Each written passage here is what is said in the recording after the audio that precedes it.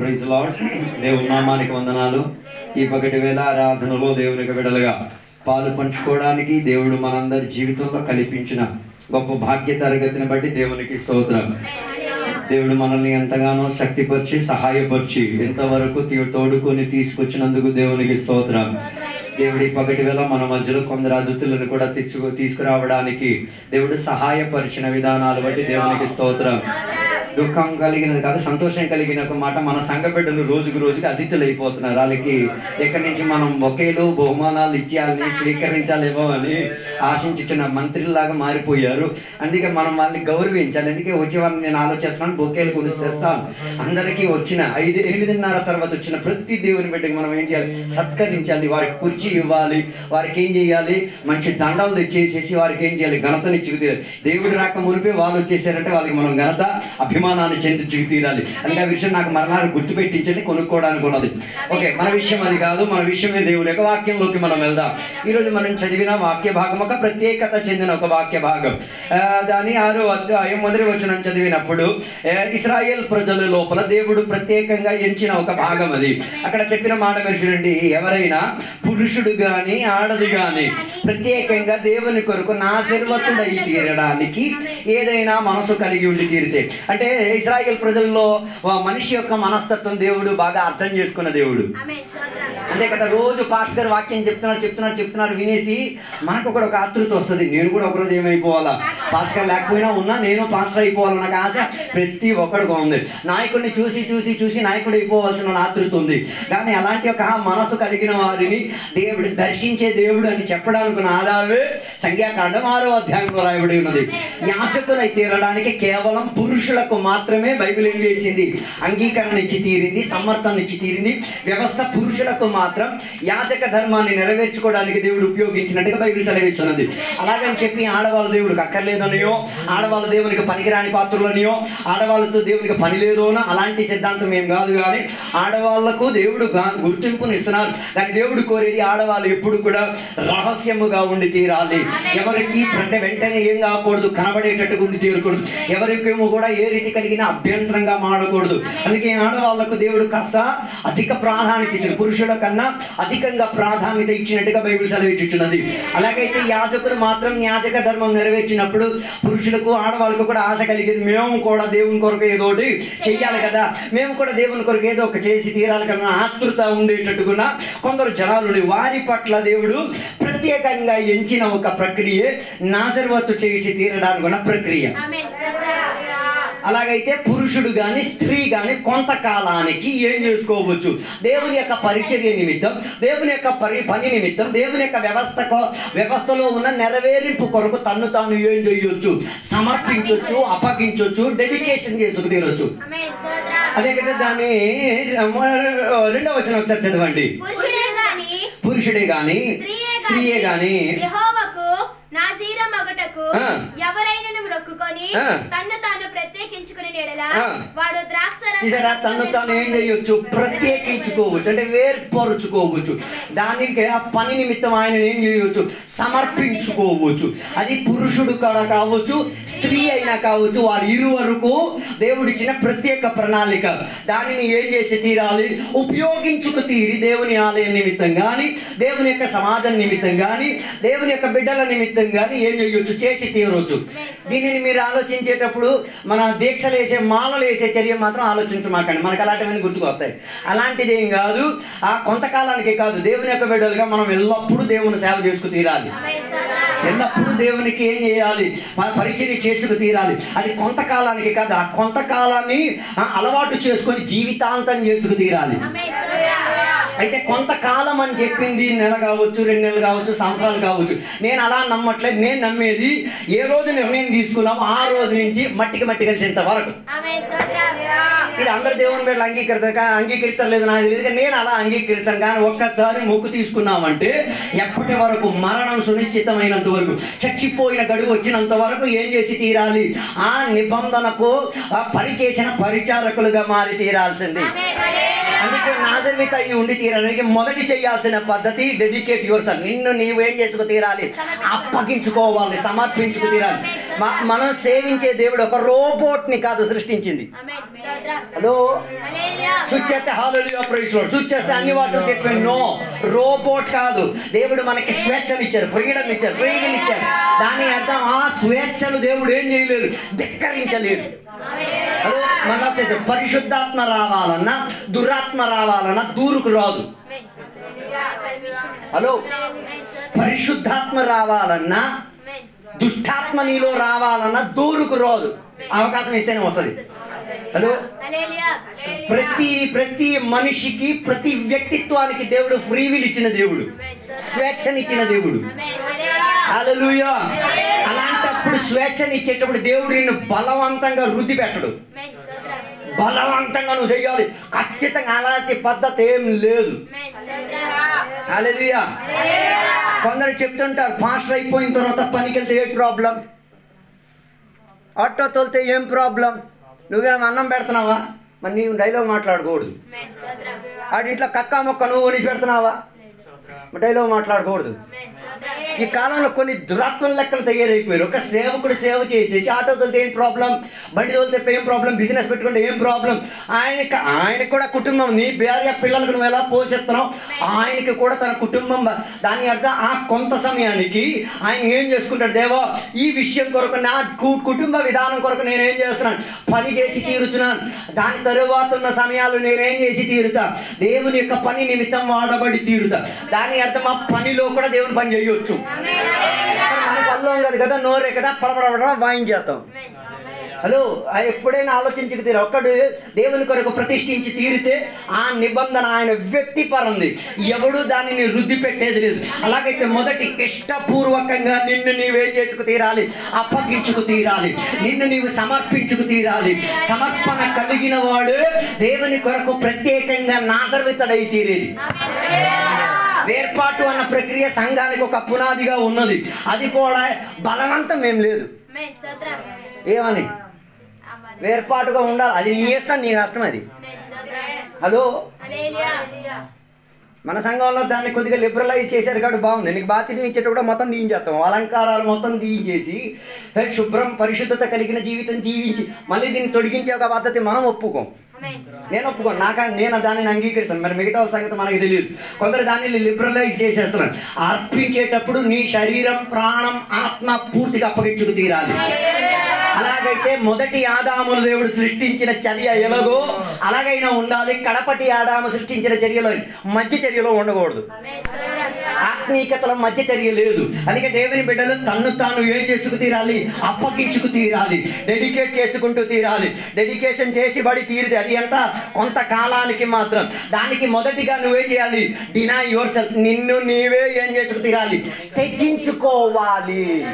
ఇదే అన్నిటికన్నా difficult position, denying one self. ఒక్కరికి వ్యక్తిపరంగా ఏం చేసుకోవాలి, తెగించాలి. తెగించుకోవాలి కాదు, తెగించుకోవాలంటే ఏదైనా చేయాలి. నో, తెగించుకోవాలంటే వదులుకోవాలి. ఉదాహరణకి దేవుని వాక్యం వినం, రక్షణ పొందేటప్పుడు నేను ఆభరణం దేవుని కొరకు వదిలించుకుంటా, మళ్ళీ నా జీవితంలో నేనేం చెయ్య, దానిని ఏం చేయను, వాడను అన్న దానిని ఉపయోగించేది. అది ఎవడో బలవంతం వల్ల కాదు, దేవుని మీద ఉన్న ప్రేమ వల్ల. హల్లెలూయా. ప్రతిరోజు, అందుకే యేసయ్య చెప్పిన మాట, లూకా సువార్త 9వ అధ్యాయంలో చెప్పిన మాట, ఒక్కడి నన్ను వెంబడించాలని కోరితే తన్ను తాను ఏం చేసుకు తీరాలి, త్యజించుకు తీరాలి. అలాగైతే దేవుడు మనల్ని పిలిచిన దాంట్లో 2 కేటగిరీలు ఉన్నాయి. ఒకటి బిలీవర్, రెండోది డిసైపుల్. బిలీవర్ అవ్వడానికి, అందరూ బిలీవర్ అంటే విశ్వాసం అవ్వడానికి ఏం చేయాలి, యేసయ్యని నిజ రక్షకునిగా అంగీకరిస్తే ఆయన ఏమై తీరొచ్చు, విశ్వాసిగా మారి తీరొచ్చు. ఆ విశ్వాసికి జీవితంలో విశ్వాసమే ప్రాధాన్య ఆధారంగా మారి తీరాలి. Faith should be the main entity for a believer. ఒక విశ్వాసకి విశ్వాసమే ఎప్పుడు, అది జీవించేది విశ్వాసం ద్వారా, నడిచేది విశ్వాసం, ప్రార్థన చేసేది విశ్వాసం ద్వారా, ఆశించేది విశ్వాసం ద్వారా. అన్ని విశ్వాసముతో ఆధారపడిన వాడినే విశ్వాసి అని పిలిచేది. ఇది బాగానే ఉంది. విశ్వాసం అందరూ అయిపోవచ్చా? అందరూ అవ్వలేదు, కొందరు అవ్వగలిగేది. విశ్వాసులుగా ఉండడం కష్టమా, సులువా? మనం సులువు చేసేస్తున్నాం. మీసాలు తీసేస్తే మళ్ళీ మీసాలు పెట్టేసుకుని విశ్వాసం నో. నీళ్ళలో తీసుకెళ్ళి పాస్టర్ గారిని దౌర్జన్యం చేసో కొట్టో తిట్టో నీళ్ళలో ముంచి బయటకు విశ్వాసం నో. విశ్వాసం ఉండాలి. అందుకే కదా ఒక మనిషి వేసేది లేవన్నా అప్పనమ్మకాన్ని ఏం చేయాలి? దూరపరచుకు తిరగాలి. కారణం అంటే ఆడికి అర్థమైంది, అప్పనమ్మకం ఉంటే సాతాను దూరుకొస్తాడు. ఆదాము హవ్వలు చేసిన పాప తరగతులు వారి విశ్వాసం ఎవరి మీద అయిపోయింది? సాతాను మీద అయితీరింది. అందుకే దేవుని దగ్గర నుంచి దూరం అయి తీరారు. అలాగైతే మనకి ఆధారం విశ్వాసం. విశ్వాసం కలిగిన వాడు ఏం చేసి తీరారు? విశ్వాసములోనే జీవిస్తారు. విశ్వాసులకు తండ్రిగా మారి తీరు. విశ్వాసం ద్వారా వాగ్దానం స్వంతించుకుంటాడు. విశ్వాసం ద్వారా జీవించుకు తిరుగుతారు. విశ్వాసం ద్వారా అద్భుతాలు చూసుకు తిరుగుతారు. విశ్వాసం ద్వారా తన జీవిత గడువు నడుచుకు తిరుగుతారు. విశ్వాసం ద్వారా పరలోకానికి ఆరోహణమై అన్ని విశ్వాసముతో ఆధారపడి ఉంది. అందుకే బైబిల్ చెప్పుతున్న మాట, విశ్వాసము లేక దేవునిని ఎవరు ఏం చేయలేరు, రక్షకునిగా అంగీకరించి తీరలేరు. దేవునితో పాలభాగస్వామ్యం దొరకదు. హల్లెలూయా. అందుకే విశ్వాసి అన్న పదానికి అర్థం విశ్వాసముతో చెందినవాడు. అందుకే విశ్వాసి అవడం ఎంత కష్టమో శిష్యుడు అవడం దానికన్నా మించిన కష్టం. హల్లెలూయా, హల్లెలూయా. అందుకే యేసయ్య చెప్పిన ఎవరైనా శిష్యులు అవ్వాలంటే ఏం చేయాలి? భార్యని, పిల్లలని, అమ్మ, నాన్న, ఆస్తి అన్నిటినీ ఏం చేయాలి? దమ్ము ఉందా? స్తోత్రంకి ఉంది. నేను మీకు అడిగా.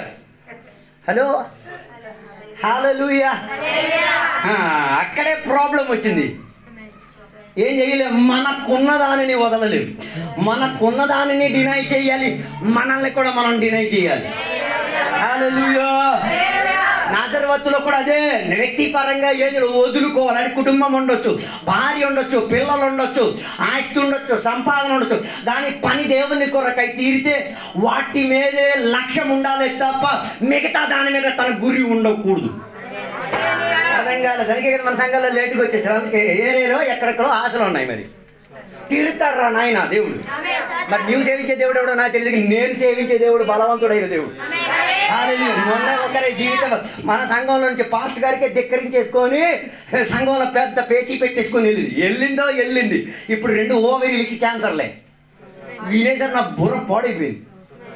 ఉన్న ఆసుపత్రులన్నీ తిరుగుతున్నాను. నేనన్నా నువ్వు ఏడ తిరిగినా ఏం పనవు.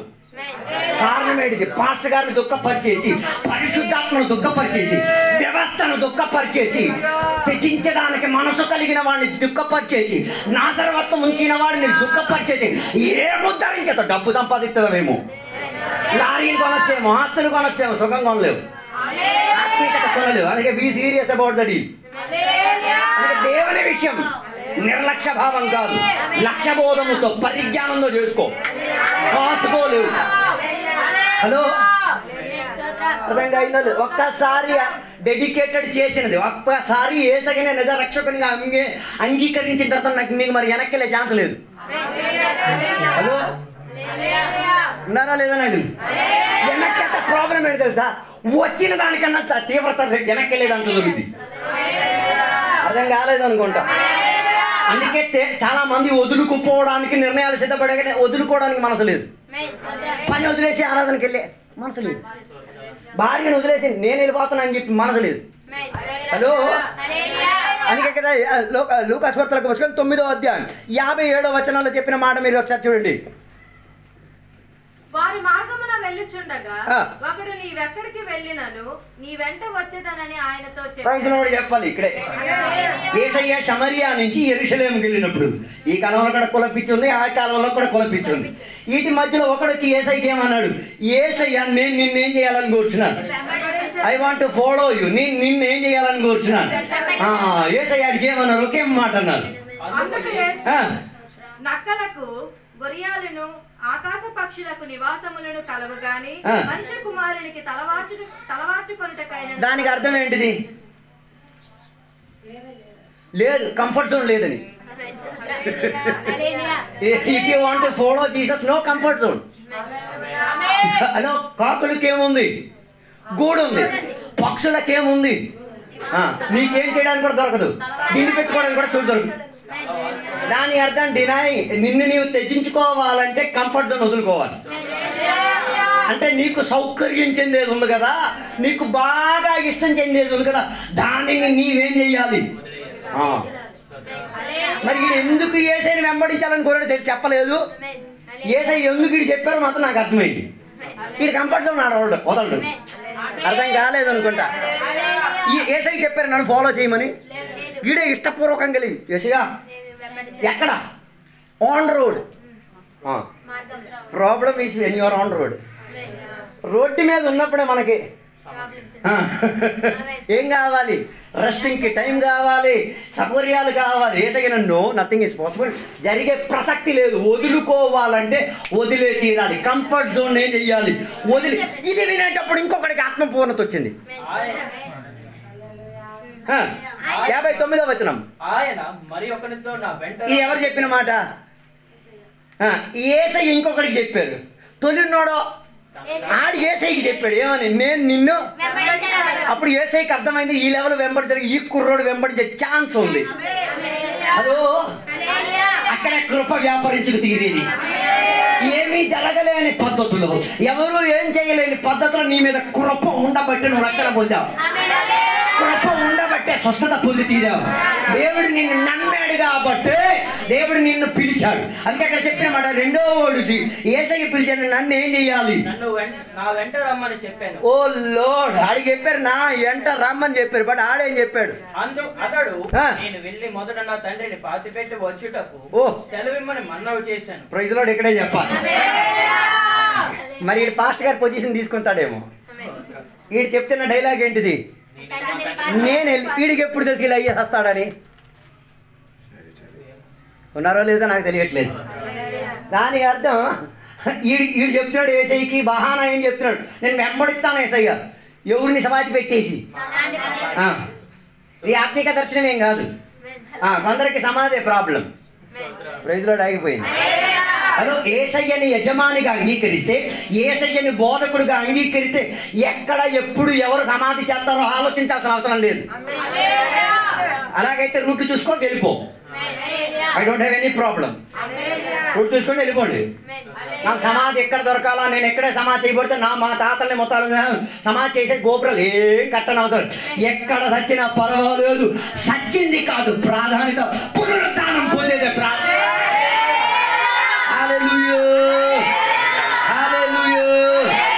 దాని అర్థం నువ్వు ఆత్మీయతలు చావకూడదు. నీ కంఫర్ట్ జోన్ నిన్ను ఆత్మీయతలు చంపేద్ది. నీ సౌకర్యం చెందిన జీవిత విధానం నిన్నేం చేస్తాయి? పర్లేదురే 10:30కి వెళ్తే అయ్యగారు ఏం పీకేస్తాడు. పీకేస్తాడు. ఈ అయ్యగారు ఏం పీకడు, పీకాల్సిన వాడు పీకుతాడు. దాన్ని తట్టుకొని పీకగలిగే అనుమతి ఉంటే చేసుకో. నాకు ప్రాబ్లం ఏం లేదు. గత 25 సంవత్సరాల బోల్డ్ మంది రక్షలు చూసుకొని వచ్చినాడు నేను. తుమ్మిగూడలో కావాలంటే తుమ్మిగూడ, రైలు కావాలి, ఎప్పటిది కావాలో చెప్తాను నేను. హల్లెలూయా. నేను చెప్పొచ్చిన సౌకర్యం చూసుకొని వెళ్ళి తీరితే యేసయ్యని వెంబడించలేవు. సౌకర్యం చూసుకొని వెళ్తే యేసయ్యని వెంబడించుకు తీరడానికి మనసు కలిగి తీరదు. మూడోదిగా ఇంకొక మనిషి యేసయ్యతో చెప్పిన మాట మీరు చూడండి. ప్రభువా నీ వెంట వచ్చేదను, నా ఇంటనున్న వారి యొక్క సెలవు తీసుకొని వచ్చుటకు నాకు సెలవు. ఇంట్లో ఉన్న వాళ్ళకి ఏం చేసుకొని వస్తాను రాడు అసలు. అక్కడే ప్రాబ్లం. ఇంటోళ్ళకి ఏం చేసి అడుగుతారు? పర్మిషన్ అడిగి వస్తాను. ఏమని? నేను వెళ్తున్నాను, వాళ్ళు పంపించరు. మరి అందుకే కదా పెళ్లి అన్న సాంప్రదాయం పెట్టింది. నేను ఎక్కడికి పంపించకుండా ఏం చేయడానికి, ఇరికించుకు తీరడానికి. అర్థం కాలేదు. అలాగైతే భర్త నాశనవత్తుని తీసుకుంటే భార్య అంటది వద్దండి, వెళ్ళొద్దండి ఏడితే ఆడే ఏమైపోతాడు. అక్కడ తగ్గించుకోవాలి, డినాయ్. అక్కడ అందుకే చేసే తర్వాత చెప్పిన మాట ఏంటో తెలుసా? ఒకడు దేవుని యొక్క రాజ్యాన్ని ఆశించుకొని వెనక్కి చూస్తే నాగడ్డ మీద చెయ్యి పెట్టి వెనక తట్టు చూచిన వాడెవడును దేవుని రాజ్యమునకు పాత్రుడు కాడని. దాని అర్థం ఫ్యూచర్ చూడకూడదు, వెనక్కి ఉన్న దాన్ని కూడా చూడకూడదు. అర్థం కాలేదు. ఎవరి తట్టు నీ గురి ఉండి తీరాలి? నేను పిలిచిన దేవుని తట్టు నీ గురి ఉండి తీరాలి. నీవు నిన్ను నల్లబెట్టి తీరుతున్న వాగ్దానం మీద నీ గురి ఉండి తీరాలి. వెనక్కున్న దానిని చూస్తే ముందుకు ప్రయాణం చేయలేదు. హల్లెలూయా. కారులో కూర్చొని వెనక్క శేషా తోలు చూసేసి ముందుకు తోలలేవు. వెనక్క శేషా తోలేసి చూసి ఒకసారి ట్రై చేసి చూడండి. రేపు మోప ఆసుపత్రిలో చూడొచ్చు మేము. లేకపోతే మేమే చేయడానికి. నేను చెప్పొచ్చే మాట, వెంబడించడానికి కోరి తీరితే కుటుంబాన్ని వదులుకోవాలి. అదే రీతిగా కుటుంబ బంధత్వానికి ఉన్న సరిహద్దును ఎర్రగొట్టుకు తీరాలి. నీకు క్షేమం ఇచ్చిన సరిహద్దులను ఎర్రగొట్టుకు తీరాలి. అలా వదులుకోగలిగిన వాడే యథార్థంగా ఏం చేసేది? యేసయ్యను వెంబడించుకోగలిగి తీరేది. హల్లెలూయా, హల్లెలూయా. అంటే నాశనవత్వం చేయబడిన వాడిని తన్ను తాను ఏం చేస్తున్నా వదులు. ఈ పగటి వేళ నీ కడిగేది ఏసై కొరకు వదిలేది ఏమైనా ఉన్నదా? ఏసై కొరకు పాపం వదిలేవా? ఏసై కొరకు శాప జీవితం వదిలేవా? ఏసై కొరకు దుర్గంధమైన జీవితాన్ని వదిలేవా? ఏసై కొరకు ఆభరణం వదిలేవా? ఏసై కొరకు అపవిత్రతలు వదిలేవా? ఏసై కొరకు ఆరాధన వదిలేవా? ఏసయ్య కొరకు కుటుంబం వదిలేవా? మనం అందరం కంఫర్ట్ జోన్లో కూకొని ఆట పాట పాస్టర్ గారిని తిట్టేస్తాను. దమ్ముందా నీకు? నీ ఇల్లు వదిలేసిరా. ఆయన తన ఇల్లు ఆస్తి అంతా వదిలేసి వచ్చినాడు. నీ నోరు కూడా ఆడించడానికి హక్కు లేదు. ఏం వదలలేదు నువ్వు. అన్నీ వదిలాడు అడగడానికి. చూడండి, ఏ పాస్టర్ నీకెవడానికి హక్కు ఇచ్చాడు? అలాగే ఆయన తను తాను తెగించుకున్నాడు, కుటుంబాన్ని తెగించుకున్నాడు. మా అమ్మ చనిపోయిన డబ్బులు లేక కాదు కేరళలో సమాధి చేయడానికి, ఎక్కడే చేయడానికి కూడా కారణం ఒక్కసారి త్యజించిన దానిని త్యజించిన చోట్లనే వదులుకు తీరాలి. మన సంఘంలో ముగ్గురు ఇంటికాడ చచ్చిపోయేసరికి ఒకప్పుడు అన్ని భాషలు ఏం కేకలు పోవాలి అన్ని మడతట్టేసింది. మరి ఆ రోజుల్లో చెప్పిన అన్ని భాష ఎక్కడికి వెళ్ళిందో కూడా నాకు అర్థం కావట్లేదు. గొప్ప అన్ని భాషలు, గొప్ప కేకలు, గొప్ప కన్నీరు, గొప్ప భాషలు ఏమయ్యింది? త్యజించాల్సిన సిచ్యువేషన్ వచ్చింది. దాని అర్థం జీవితంలో కష్టాలు రావా, జీవితంలో రోగాలు రావా, జీవితాల్లో ఇబ్బందులు వస్తాయి. తట్టుకు తీరడానుకున్నా, ధైర్యం ఇచ్చుకు తీరడానుకున్నా, దేవుడు బుద్ధి రావడానుకున్నా అవకాశాలు ఉన్నాయి. అందుకే తెగించేసుకో.